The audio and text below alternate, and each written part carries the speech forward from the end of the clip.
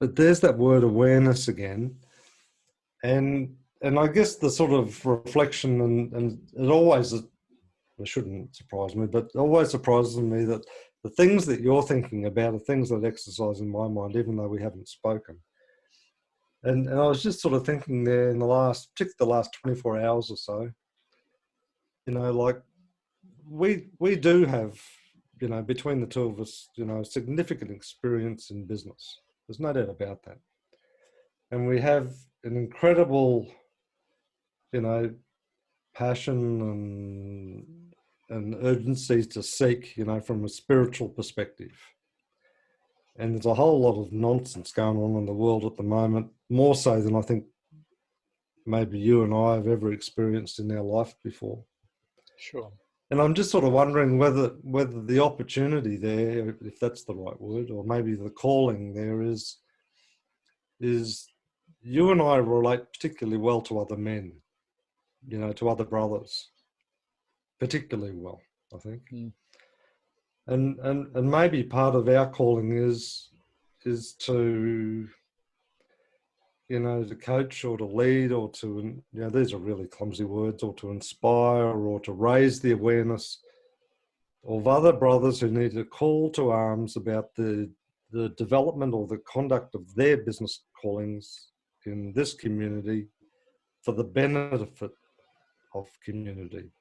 There's tons and tons of videos and stuff out there about, make $1 million in the next 12 months, or, sell, or flip, or whatever the nonsense is.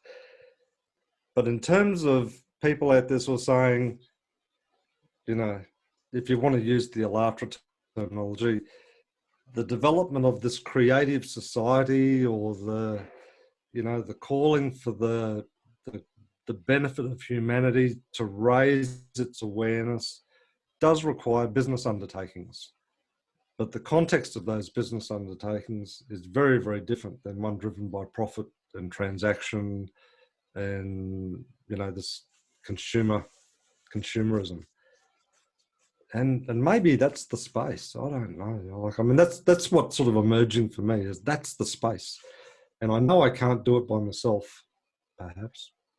Maybe that's just a cop-out. But what I do want to do is I actually think that you and I together can be quite impactful within that area, if it's of interest to you.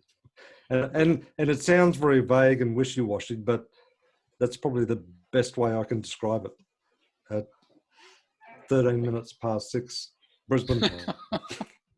Okay. Yeah, you way ahead of me in time.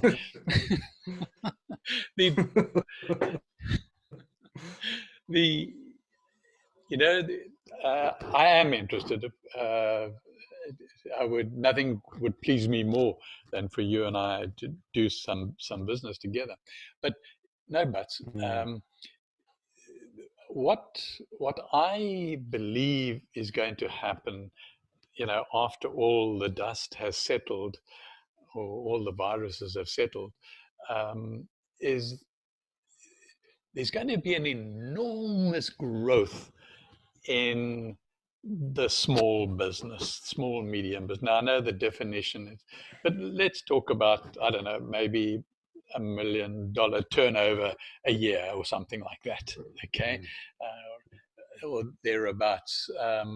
That sort of, well, I guess it's, in your language, it's probably a small business. In South African language, it's a large business, but or a medium business, not a large business. But I think one of the definitions here is like typically less than 100 employees and maybe $5 million in turnover or something like that. I think that's something like what the definition is. Okay. But regardless of what the definition is, I think that the gigantic corporations, something is going to happen. Okay. I can speculate, but what's the use of speculating? But I think they're not going to be as prominent as these emergence and fast emergence and growth of these small businesses. Okay, I think that people are, besides being unemployed and starting up something, I think they're going to be encouraged and supported to start up something. And it's not difficult to start up something for survival means, as opposed to getting very, very, very rich. So I just feel strongly, I mean, that the small business is the 2021 change of who dominates the world. Okay, and I think we've, I don't have a problem. I mean, consumerism. I mean, at the moment, until traumatic things happen, we're talking about consumerism, and we're talking about, I believe, in absolute sort of speciality type businesses that will emerge, that instead of being an electrician and doing a whole lot of things, you'd be an electrician and you would focus on one aspect of being an electrician, and you would be the super person, and you would take all the new inventions that are going to be coming around the world for that particular niche of an electrician, and you would be called upon to perform that particular aspect of the electrician. So I feel that's it's not, I wouldn't say it's common out there, that the idea, but I just feel strongly that the big gigantic corporations are going to be taken apart. Okay, I think they're going to be taken apart by circumstances. I think they'll be taken apart by the devaluation of currency. I think they'll be taken apart by climate change, and big hassles. And I think they'll be taken apart by the CEOs being imprisoned, okay, for things that are just not appropriate in our day and age, or in our morality, or in our culture, okay. And so I think the Clintons of this world, the Bill Gateses of this world, I think will find themselves imprisoned or being given some sort of sentence that is unknown of at the moment. And that sentence could be, break up your organization into 1 million different small organizations, okay, and we won't put you in jail, okay. That will be your return to the world. So there's, very much like, I don't know how much you knew about South Africa when democracy was voted in and Nelson Mandela became the prime minister, or the president, whatever we called him. But they had, now remember that it was white against black in South Africa. So the whites had repressed the black population drastically since after the Second World War. Okay? And they'd introduced this word called apartheid, okay? And they justified it and so on. But then when Nelson Mandela became the president, he had spent 27 years in meditation, okay? 27 years in imprisonment, okay? And he came out and became the president with not one iota of regret, of anger, of retribution. Not one aspect, okay? What he set up was, and I forget the word that was used now, it'll come to my mind as I'm talking. He formed a committee. He got Bishop Tutu to set up a committee, and anybody, being black or white, could come to this committee um, and apologize for their behavior in apartheid and the bad things they had done. Okay, um, and people came. It went on for, I'm not sure if it was 5 or 10 years. Okay, and uh, and it was just absolutely amazing. People came forward.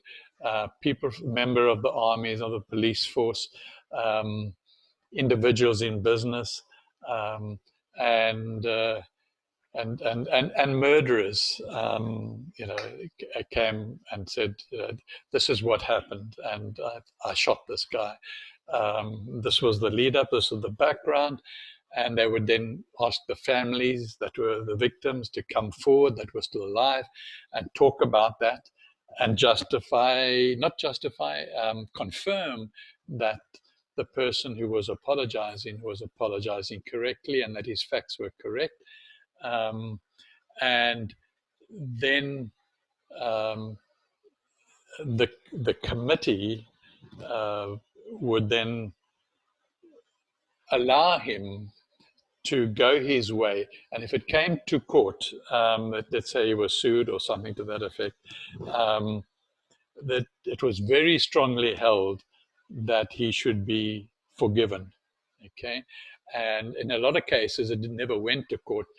This committee, on behalf of the family that was victimized or suffered, um, got the family to forgive him.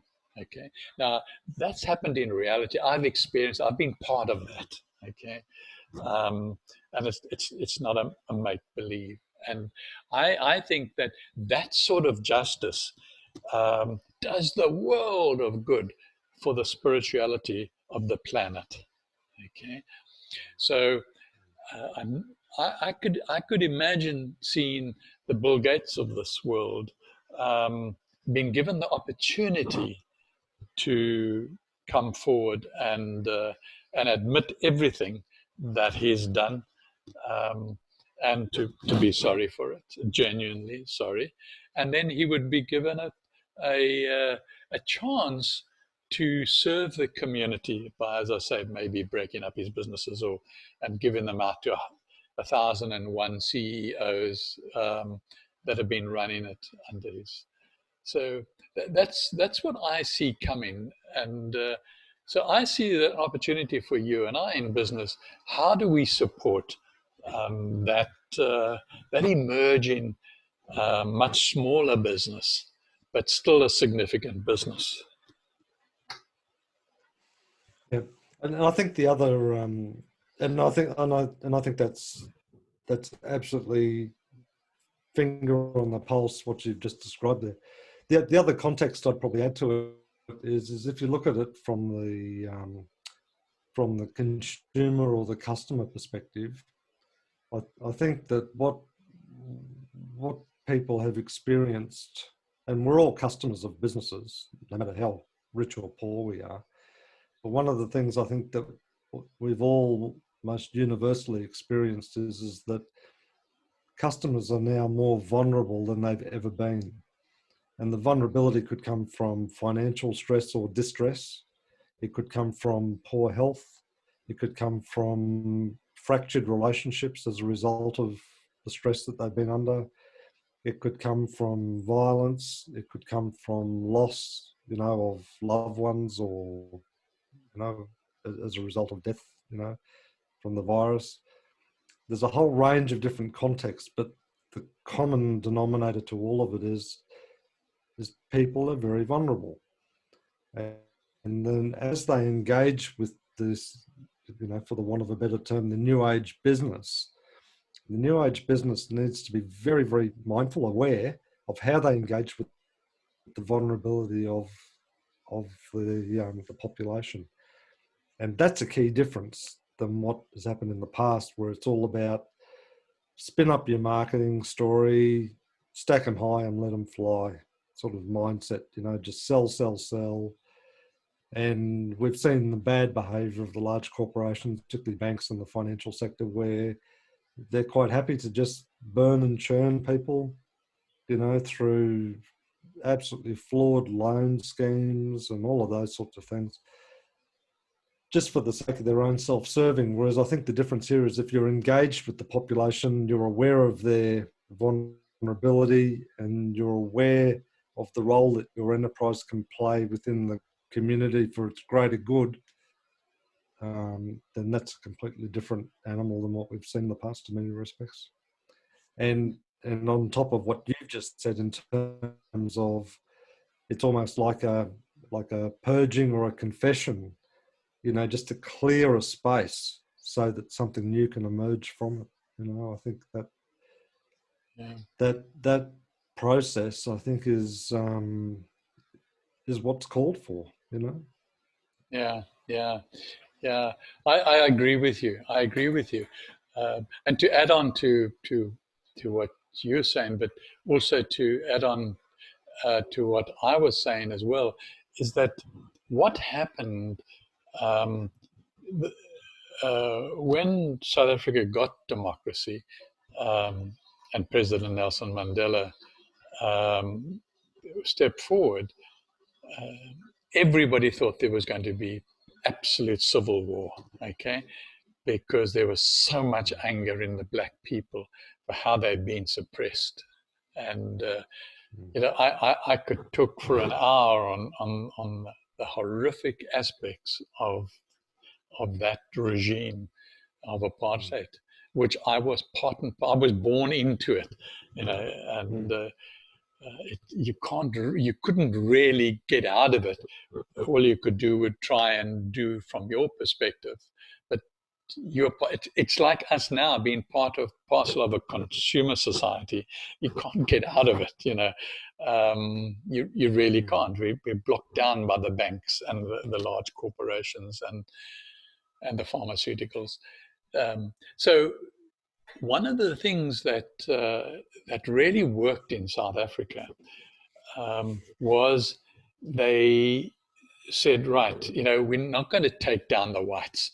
They've got skills, they've got experience, okay. But what we want them to do, we want them to share that. Okay, so then they passed some laws and so on that the laws were called Black Empowerment. Okay, and so, you know, the enormous big companies had to have criteria on about 9 levels of a business. You know, from directors, they had to have a percentage of black people as directors, where they would be directors, and by being a director, they would learn the skills within that company. And preferably they were promoted from within the company, but it wasn't essential. And then you get like top management, there had to be a percentage of black people, and middle management and so on. It was really tough for the business owners, but they were compelled by law to do it. Okay. Now, besides the people that bullshitted, okay, their way through by lying and blackmailing people, you know, come on, you come and sit on my board to make up the numbers. I'll give you some money and I'll paint your house, but you've actually got no power. Okay. And there was a lot of that happening. People were bought off, much like the blackmailing we hear in you know, the Australian political scene and the American political. It's just masses of blackmailing and threatening. So there was a bit of that, but the majority were not like that. The majority were genuine whites who brought on genuine, hardworking blacks. And what happened over sort of a 20-year period, 15-year period possibly as well, is that the middle class South African was the biggest class by far. It was ginormous, okay? It had almost been non-existent, just a handful of whites were in the middle class.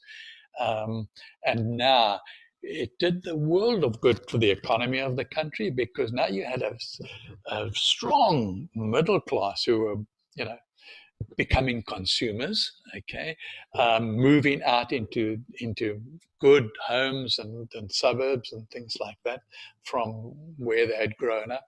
And then there were some of the elite that were now taking over some of these companies that were very dominant with white ownership before. So you really had a good spread. And as you look at it now, you still have a good spread. They don't have the solution. This solution that I'm telling you about was over like 25 years or 20 years, where they justified without any violence how white and black could live together. The problem that exists now, of course, is that there are too many young black South Africans for jobs. Okay, far too many. Okay, so you now land up like you did in France all those years ago, where the majority under 35 years of age were unemployed. Okay, and are. And so, that resulted in the French Revolution. But we have more sensible people as leaders now in South Africa than in the past. So hopefully, when this all settles, the virus settles, and the new world starts changing because people are thinking, hopefully there'll become solutions, and these people need to own their own small businesses. Okay, that's what they need to do.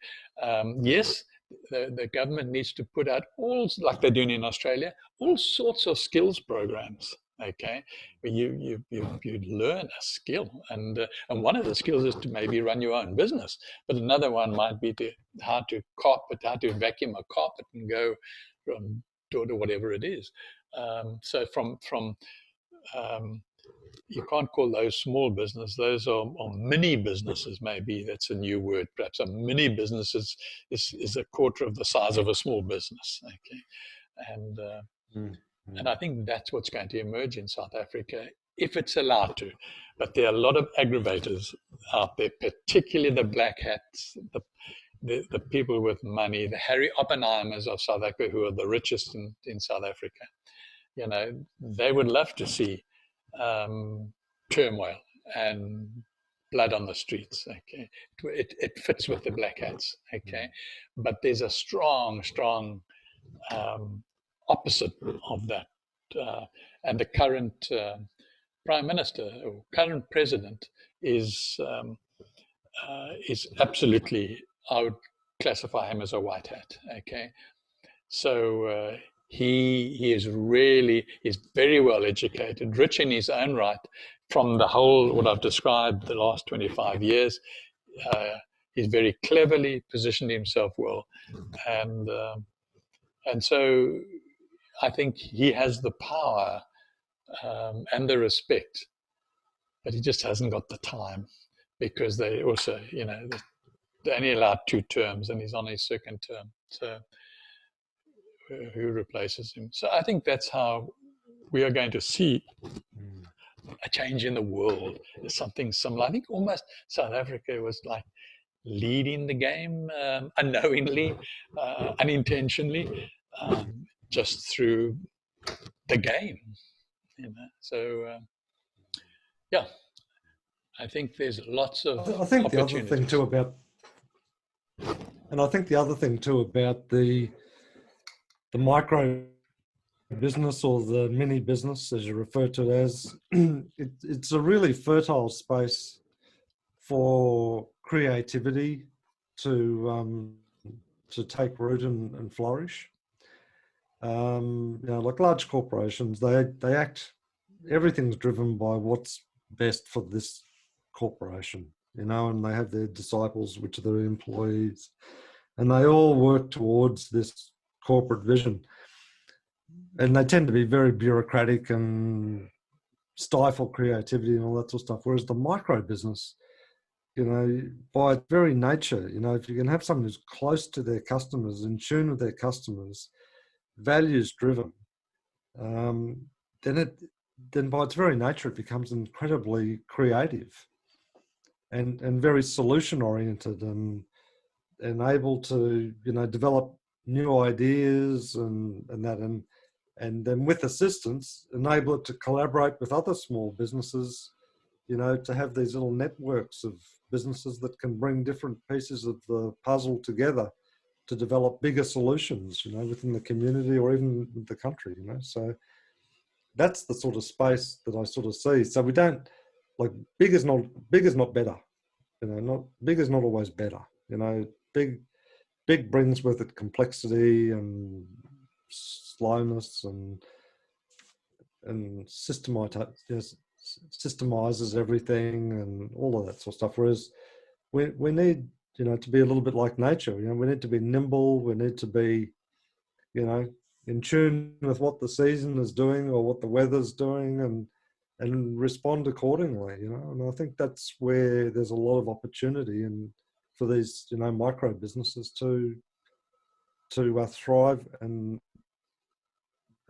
flourish, but not necessarily have the objective as, oh, well, I've got to get big, because it's not. You know, it's about sustainability, isn't it? You know, it's about being able to create something that can outlive who you are.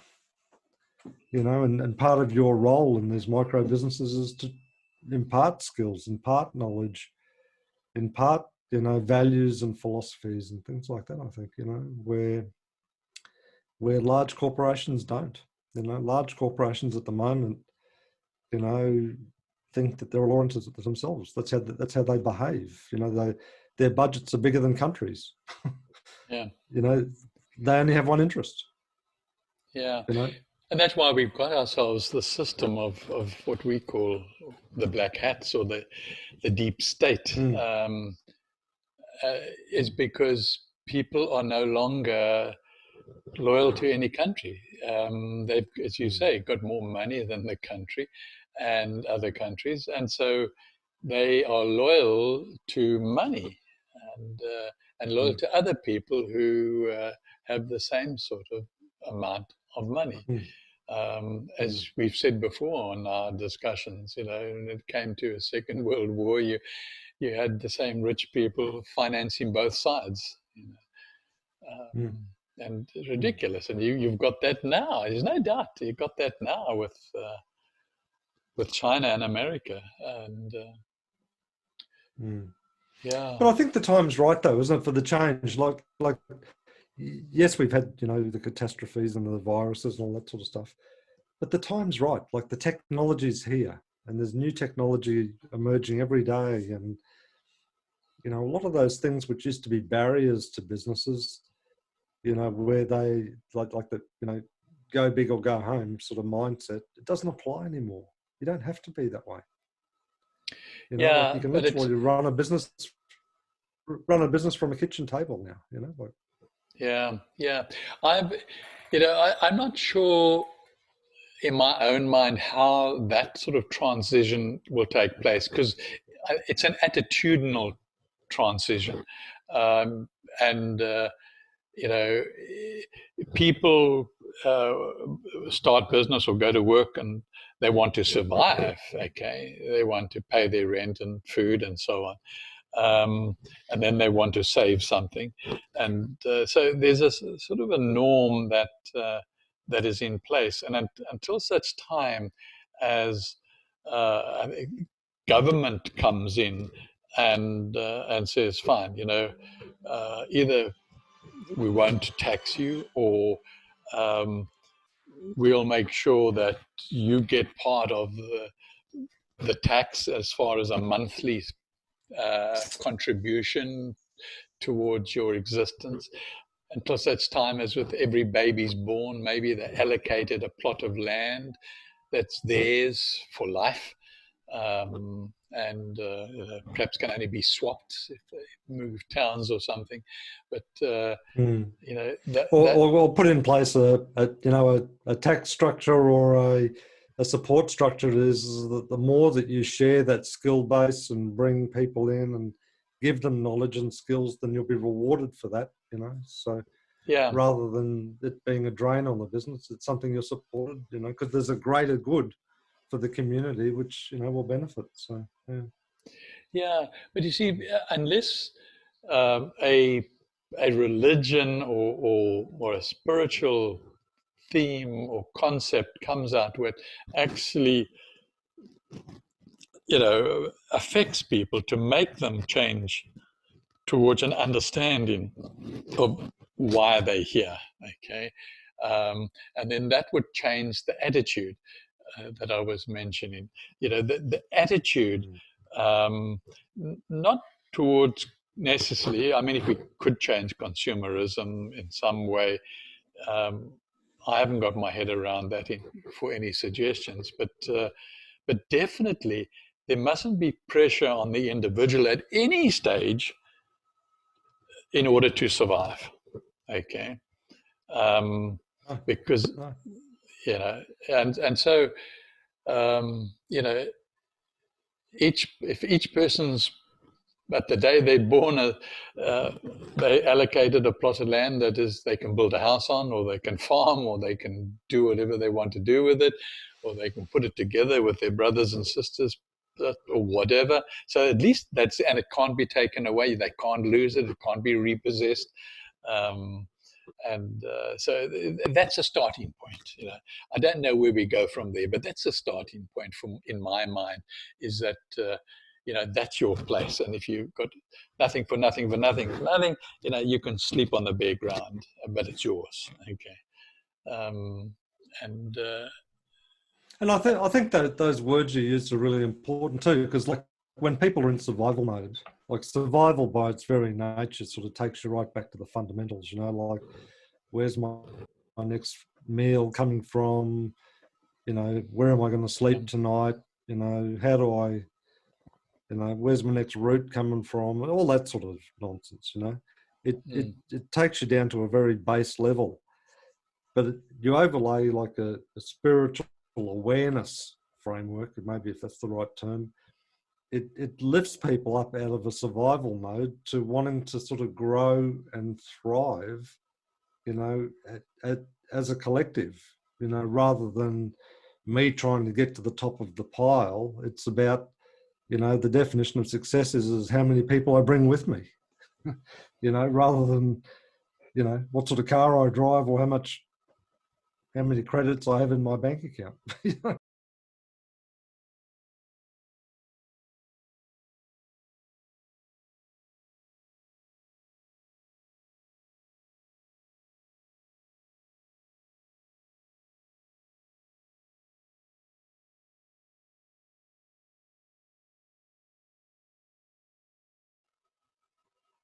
No, well, I was going to say, and that's a fundamental change, but the framework for that change is a spiritual framework, which says, we're all in this together. We're all in this together. So what can I do for everyone's benefit, rather than what can I do for my benefit? Yeah, I agree.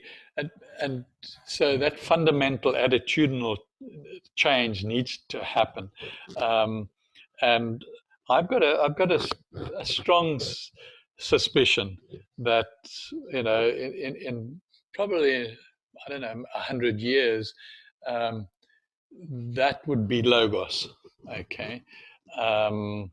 Because of the way it is structured is very different. Okay, it's unlike a religion, and it brings together science and perhaps spirituality. Okay, or what religions were in the long time ago, and that everything is based on scientific fact and reality, and then people start to understand.